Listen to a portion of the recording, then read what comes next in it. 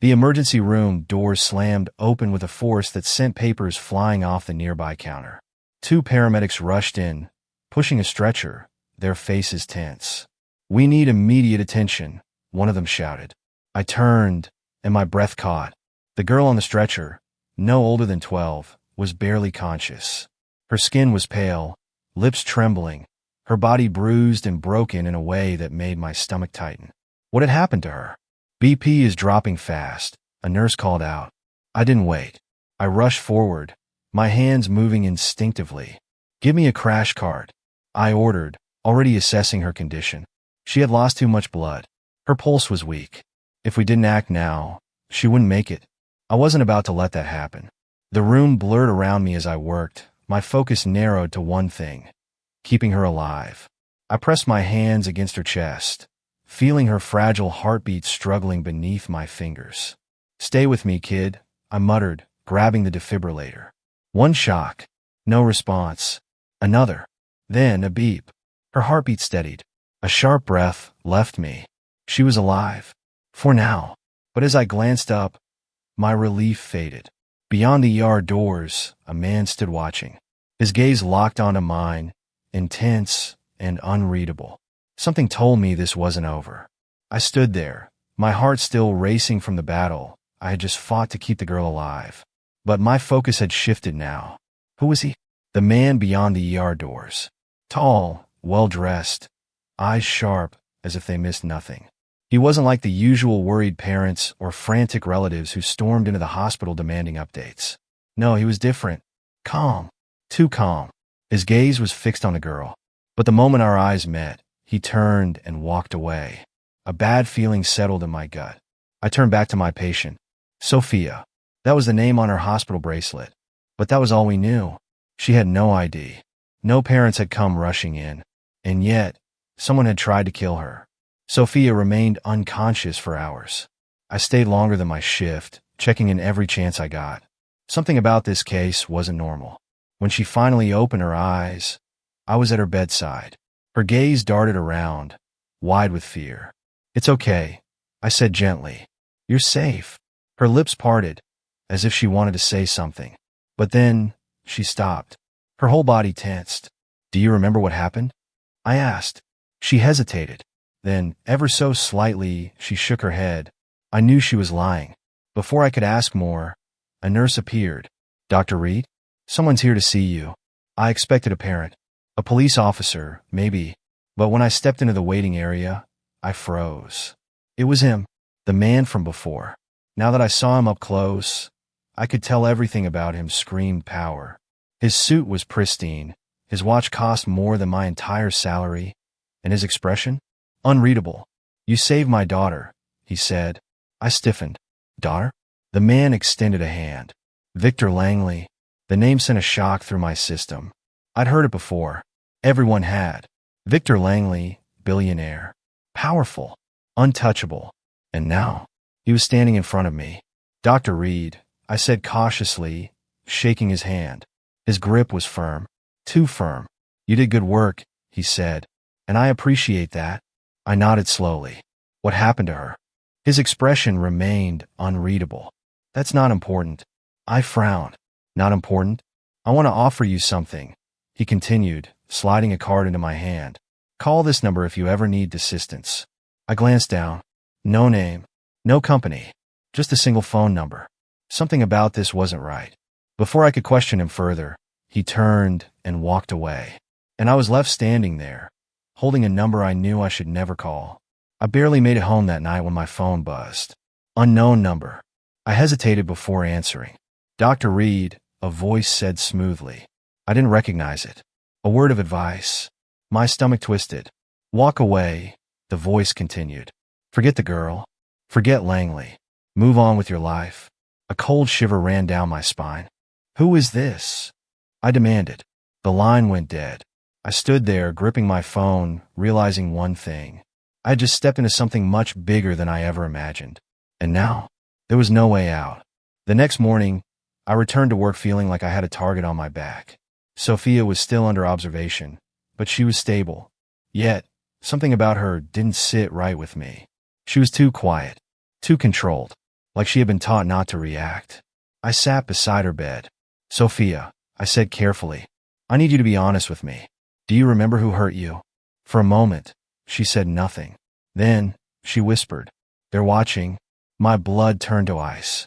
Before I could press her, the power in the hospital flickered. And in that moment, I knew I wasn't the only one in danger anymore. By the time I left the hospital, my nerves were on edge. I checked my car twice before getting in. My paranoia wasn't paranoia anymore. It was justified. I was being followed. Not by one person. By two. I caught their reflection in the rearview mirror. Dark suits. Earpieces. Not cops. Not random criminals. I gripped the steering wheel. They weren't here to scare me. They were here to silence me. I couldn't go home. I couldn't go to the police. There was only one place left.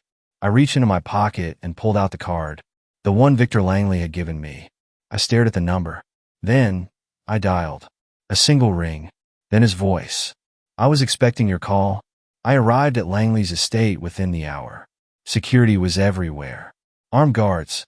Cameras. I wasn't stepping into a billionaire's home. I was stepping into a fortress.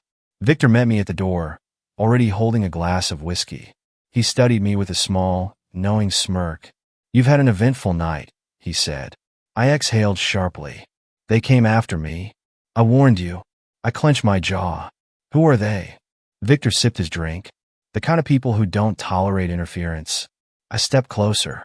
"I don't care about your power games. But I saved Sophia, and now my life is on the line. I need answers." Victor set his glass down. "Then let's make a deal." I stiffened. "You help me protect my daughter," he said, "and I'll make sure you don't end up in a grave." I swallowed hard. Because I knew the truth. With or without his help, I was already too deep. I hesitated, my mind screaming at me to walk away. But I couldn't. The moment I saved Sophia's life, I had unknowingly signed a contract written in blood. The men after me weren't going to stop because I asked them to. I took a slow breath. "What exactly do you need from me?" Victor's smirk didn't waver. "Loyalty." My chest tightened. "I'm not a soldier. I'm a doctor." His expression darkened. "Not anymore." A cold silence filled the space between us. "I don't work for you," I said finally. Victor nodded, as if he expected my answer. "Then let me make something clear, Dr. Reed. The people coming for you aren't just businessmen with grudges. They don't file lawsuits. They don't negotiate." He leaned in, his voice lowering. "They eliminate obstacles." I clenched my jaw. "Like I said," he continued, "you have two choices. Leave and become a name on their list," he paused, "or stay and learn how to survive." I wanted to refuse. I wanted to believe there was another way. But deep down, I already knew this wasn't a choice. It was a sentence, and I had already been condemned. Victor wasted no time.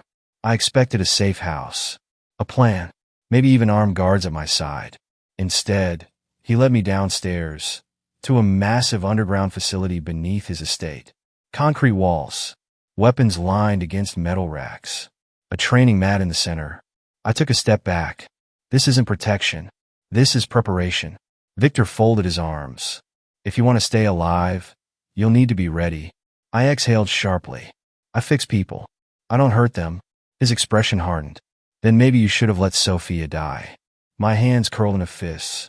"Your enemies don't care about your morals, Dr. Reed," he continued. "You either adapt, or you disappear." I had spent my entire career saving lives. And now, I was being asked to end them. Training didn't last long, because we ran out of time. That night, Victor received a call. One of his men had been found dead, tortured, left as a message.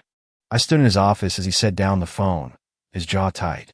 Gregory's making his move. Gregory, Victor's brother, the man who had ordered Sophia's murder. I swallowed hard. What does that mean for me? Victor looked at me, his expression unreadable. "It means you need to decide. Are you going to be a witness? Or are you going to fight back?" I had spent my life avoiding fights.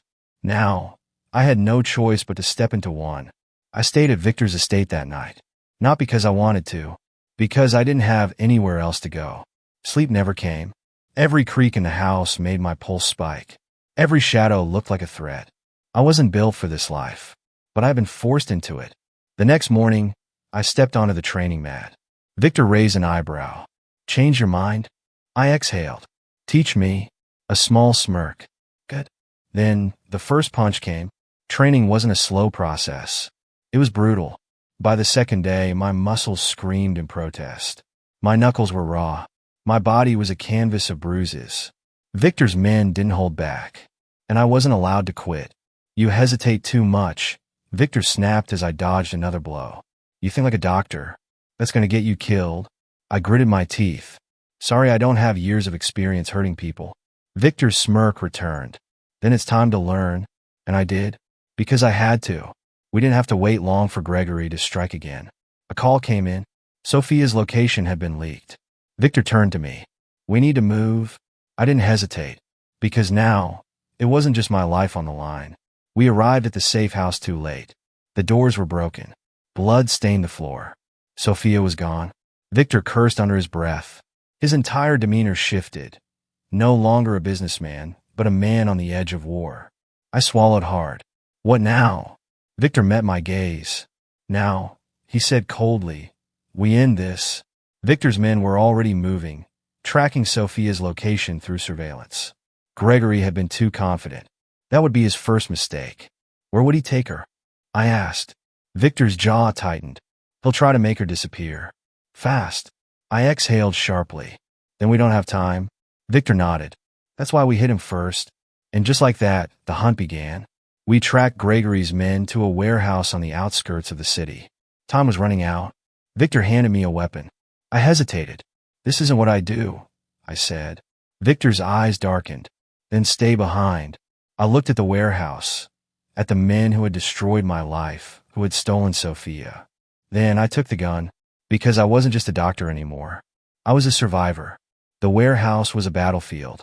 Gunfire rang out. Shadows moved. Chaos erupted. I moved through the carnage, my heart pounding.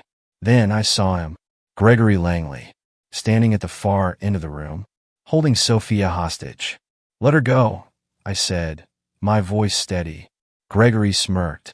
And why would I do that? Victor stepped beside me. His voice was ice. Because you don't leave here alive. And just like that, everything exploded.